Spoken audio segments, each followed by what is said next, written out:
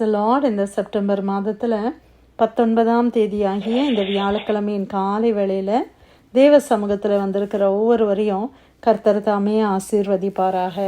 இந்த நாளிலும் நாம் தியானிக்கிற கர்த்தருடைய வார்த்தை நம்முடைய பரிசுத்த வேதாகமத்தில் ஏசாயா தீர்க்கதரிசியின் புஸ்தகம் 59ஆம் அதிகாரம் 19வது வசனத்தின் பின்பகுதி.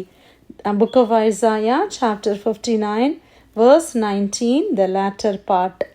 வெள்ளம் போல் சத்துரு வரும் பொழுது கர்த்தருடைய ஆவியானவர் அவனுக்கு விரோதமாய் கொடியேற்றுவார். அல்லேலூயா, ஆமென். ஆண்டவருடைய வார்த்தைக்காய் கர்த்தரை ஸ்தோத்திரிக்கலாமா?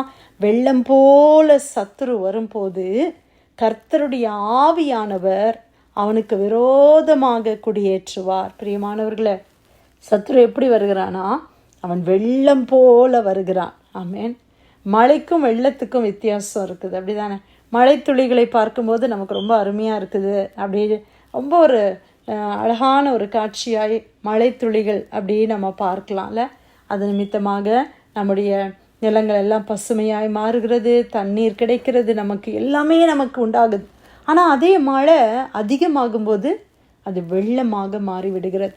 அந்த வெள்ளம் என்பது அது எதை குறிக்கிறது? எல்லாவற்றையும் உடைத்து தகர்த்து, அது ஒரு டிஸ்ட்ரக்ஷன், ஒரு பவர் ஆஃப் டிஸ்ட்ரக்ஷனை அது குறிக்கிறத நம்ம பார்க்குறோம். அப்போ சத்ரு ஒரு மழைத்துளி மாதிரி ஜென்டிலாக அவன் வர்றது கிடையாது. அவன் வரும்போது அவன் எப்படி வருகிறான்? வெள்ளம் போல் வந்து எதை அழிக்கலாம், எதெல்லாம் ஒன்று இல்லாமல் ஆக்கலாம் அப்படின்ற ஒரு தன்மையோடு சத்ரு வருகிறான். அதனால தான் ஆண்டவர் சொல்கிறாரு, நம்ம சத்ருவுக்கு இடம் கொடுக்காதபடி நம்ம கர்த்தருக்குள்ளே எப்படி இருக்கணும்? பயந்து இருக்க வேண்டும். கர்த்தருடைய பாதையிலே நாம் நடக்க வேண்டும். அனுதினமும் ஜெபிக்க வேண்டும். நம்ம சோதனைக்குட்படாதபடிக்கு விழித்திருந்து ஜெபம் பண்ணுங்கள் அப்படின்னு ஆண்டவர் சொல்லி கொடுத்தாங்க இல்லையா? நம்ம ஜெபிக்க வேண்டும், நம்ம விழிப்பாக இருக்க வேண்டும். ஆனாலும் சில நேரங்களிலே சத்ரு இப்படியாக வரும்போது பிரியமானவர்களே, நம்மளை டிஸ்ட்ராய் பண்ணணும்னு சொல்லி, நம்மளை அழிக்கணும், நம்மளை ஒன்றுமில்லாமல் பண்ணணும், இல்லை நம்மளை சோர்ந்து போக பண்ணணும் அப்படின்னு சத்ரு வரும் பொழுது பிரியமானவர்களே, ஒரே ஒரு காரியம், நம்ம நிறைய நேரம் நினைக்கிறோம் அவங்க எனக்கு சத்ருவாக இருக்கிறாங்க, இவங்க எனக்கு சத்ருன்னு சொல்லி. ஆனால் வேதம் நமக்கு சொல்லுகிற ஒரே ஒரு சத்ரு யாருன்னா, நம்முடைய ஆத்மாவுக்கு விரோதமாக இருக்கிற அந்த பிசாசு மாத்திரம்தான் நமக்கு சத்ருவாக இருக்கிறான். அல்லேலூயா. மனிதர்கள் மூலமாக ஒருவேளை அவன் கிரியை செய்யலாம், ஆனால் மனிதர்கள் நமக்கு சத்ருவாக முடியாது. அவனுக்குள்ளேருந்து கிரியை செய்கிற அந்த பிசாசு தான் நமக்கு சத்ரு. அப்போ அந்த பிசாசான அந்த அந்த சாத்தான் வெள்ளம் போல வரும் பொழுது பிரியமானவர்களே, கர்த்தருடைய ஆவியானவர் அவனுக்கு விரோதமாக அவர் கொடியேற்றுகிறார். ஹல்லேலூயா. ஆண்டவருடைய ஆவியானவர் நமக்குள்ளே இருக்கிறாரே, அந்த ஹோலி ஸ்பிரிட், அந்த ஸ்பிரிட் ஆஃப் காட், அவர் என்ன செய்கிறாரா? அந்த பிசாசுக்கு விரோதமாக, அந்த சத்ருவுக்கு விரோதமாக அவர் போராடி அவர் கொடியை ஏற்றுகிறார். கொடியேற்றுகிறதுனா என்னது? அது வெற்றியின் கொடி. அப்போது ஒரு ரெண்டு பேருக்கு யுத்தம் நடக்குது, இல்லை 2 கண்ட்ரீஸில், இல்லை 2 டீமாக விளையாடுறாங்கன்னு வச்சுக்கோங்களேன். 2 டீமாக விளையாடுறாங்க. கடைசியில் வின் பண்ணவங்களுக்கு என்ன கொடுக்குறாங்க? ஒரு ட்ராஃபி கொடுத்து அவங்களுக்கு கொடியை ஏற்றுகிறார்கள். அது அவங்களுக்கு வெற்றியை காண்பிக்கிறது.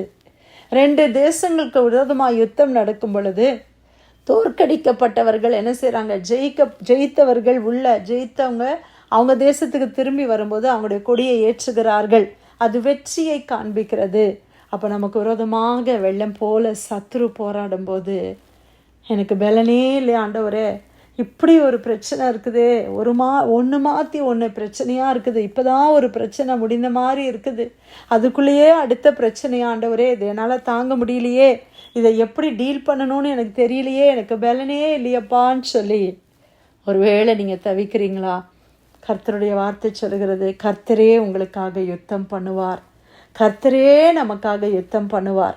நமக்கு பலனில்லாத நேரங்களில், சத்துவமில்லாத நேரங்களில், என்ன செய்வதென்று தெரியாமல் இருக்கிற நேரங்களில், சரியாக யோசிக்க முடியாத அளவுக்கு நம்முடைய மனதில் பாரங்கள் அப்படியே சுமைகள் அப்படியே நிரம்பி இருக்கிற நேரத்தில், நம்முடைய இருதயங்கள் எல்லாம் அப்படியே ஒரு ஹெவினஸ், அப்படியே ஒரு பாரத்தினால நம்ம அப்படியே சோர்ந்து போகிற நேரத்தில் ஆண்டவரே உங்களுக்காக யுத்தம் பண்ணுவார். கர்த்தரே உங்களுக்காக யுத்தம் பண்ணுவார். கர்த்தர் அந்த யுத்தத்தை பண்ண நமக்கு பலனை கொடுக்கிறார். நமக்குள்ள இருக்கிற பரிசுத்த ஆவியானவர் அவனுக்கு விரோதமாக அவர் யுத்தம் பண்ணுகிறது மாத்திரமல்ல, அவர் ஜெயித்து அவர் கொடியை ஏற்றுகிறார். ஹல்லேலூயா. சத்ரு வெள்ளம் போல வந்தாலும் நம்ம பயப்பட வேண்டிய அவசியம் இல்லை. ஏன்னா கர்த்தருடைய ஆவியானவர் எனக்குள்ள இருந்து அவர் யுத்தம் செய்து அவர் எனக்காக வெற்றி கொடியை அவர் ஏற்றுகிறார். அதற்காக கர்த்தரை ஸ்தோத்திரிக்கலாமா? அவன் ஒன்றும் இல்லாமல் போயிடுவான். பிரியமானவர்களே, ஒரு வழியாய் வருகிற சத்ரு 7 வழியாய் சிதறடிக்கப்படுவான் என்று வசனம் சொல்லுகிறதே. கர்த்தர் நம்மளை பாதுகாத்து நம்முடைய தலையை அவர் நிமிர்ந்து நடக்க பண்ணுகிற தேவன். உங்கள் வாழ்க்கையில் இப்போ என்ன பிரச்சனை வழியாய் நீங்கள் கடந்து போயிட்டு இருந்தாலும், எந்த சத்துருடைய போராட்டங்கள் உங்களுடைய குடும்பத்தில், பிள்ளைங்க மத்தியில், இல்லை சரீரத்தில் காணப்பட்டாலும், ஆண்டவர் அதெல்லாம் மாற்றி ஆண்டவர் நமக்கு ஜெயத்தை கொடுக்கிற தேவனாக இருக்கிறார். அதற்காக கர்த்தரை ஸ்தோத்திரிக்கலாமா? ஆண்டவர் நமக்கு கொடுக்கிற ஜெயத்துக்காக கர்த்தருக்கு நன்றி சொல்லலாமா?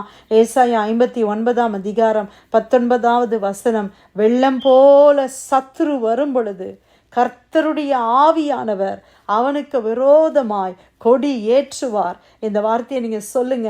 இந்த வார்த்தையை வாயினால் அறிக்கை பண்ணுங்க. எல்லா சத்துருடைய கிரியைகளும் இயேசுவின் நாமத்தில் அது ஒன்றுமில்லாமல் போகும். ஹல்லேலூயா. ஆண்டவர் கொடுத்த நல்ல வார்த்தைக்காய் நன்றி செலுத்தி பிரேயர்லைனில் வந்திருக்கிற யாராவது நம்ம ஜெபிக்கலாமா?